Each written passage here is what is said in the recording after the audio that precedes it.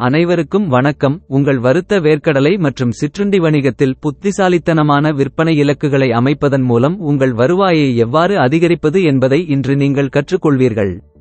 எங்கள் மற்ற வீடியோவில் விவாதிக்கப்பட்டபடி வறுத்த வேர்க்கடலை மற்றும் தின்பண்டங்கள் சிறு அளவிலான வணிகத்தை அமைக்க 5 லட்சம் ரூபாய் முதலீட்டில் தொடங்குங்கள். வறுத்த வேர்க்கடலை மற்றும் தின்பண்டங்கள் நடுத்தர அளவிலான வணிகத்தை அமைக்க 9 லட்சம் ரூபாய் முதலீட்டில் தொடங்குங்கள்.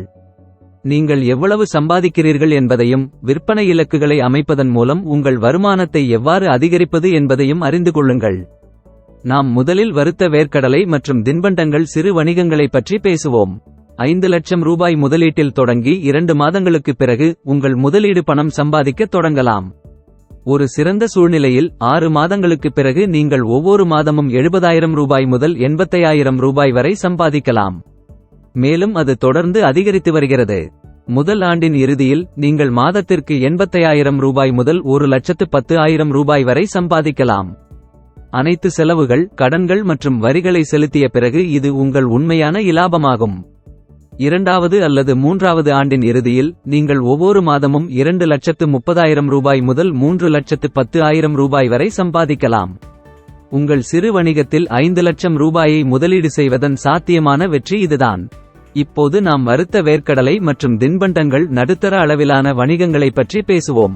9 லட்சம் ரூபாய் முதலீட்டில் தொடங்கி 2 மாதங்களுக்குப் பிறகு உங்கள் முதலீடு பணம் சம்பாதிக்கத் தொடங்கலாம். ஒரு சிறந்த சூழ்நிலையில் 6 மாதங்களுக்குப் பிறகு ஒவ்வொரு மாதமும் நீங்கள் 1,90,000 ரூபாய் முதல் 2,16,000 ரூபாய் வரை சம்பாதிக்கலாம். மேலும் அது தொடர்ந்து அதிகரித்து வருகிறது. முதல் ஆண்டின் இறுதியில் நீங்கள் மாதத்திற்கு 2,16,000 ரூபாய் முதல் 2,40,000 ரூபாய் வரை சம்பாதிக்கலாம். அனைத்து செலவுகள், கடன்கள் மற்றும் வரிகளை செலுத்திய பிறகு இது உங்கள் உண்மையான இலாபமாகும். இரண்டாவது அல்லது மூன்றாவது ஆண்டின் இறுதியில் நீங்கள் ஒவ்வொரு மாதமும் 7 லட்சம் ரூபாய் வரை சம்பாதிக்கலாம். உங்கள் நடுத்தர அளவிலான வணிகத்தில் 9 லட்சம் ரூபாயை முதலீடு செய்வதன் சாத்தியமான வெற்றி இதுதான். எந்தவொரு பணத்தையும் செலவழிக்கும் முன் நன்கு தயாராகுங்கள். ஒரு சிறு வணிகத்தை தொடங்கும்போது உங்கள் நண்பர்கள், குடும்பத்தினர் மற்றும் வேலை தொடர்புகளை பயன்படுத்தி உங்கள் வறுத்த வேர்க்கடலை மற்றும் தின்பண்டங்களை விற்கும் குறைந்தது 5 உள்ளூர் மளிகை கடைகளை கண்டறியவும். இந்த கடைகள் ஒவ்வொன்றும் வழக்கமாக அருகிலுள்ள சுமார் 150 வீடுகளுக்கு சேவை செய்கின்றன. உங்களுக்கு தெரிந்தவர்களையும் வழியில் நீங்கள் சந்தித்த மற்றவர்களையும் அணுகவும். நினைவில் கொள்ளுங்கள், பாதி கடைகள் மட்டுமே ஒப்புக்கொள்ளக்கூடும் என்பதால் சுமார் 7 முதல் 8 கடைகளுடன் இணைக்க முயற்சிக்கவும்.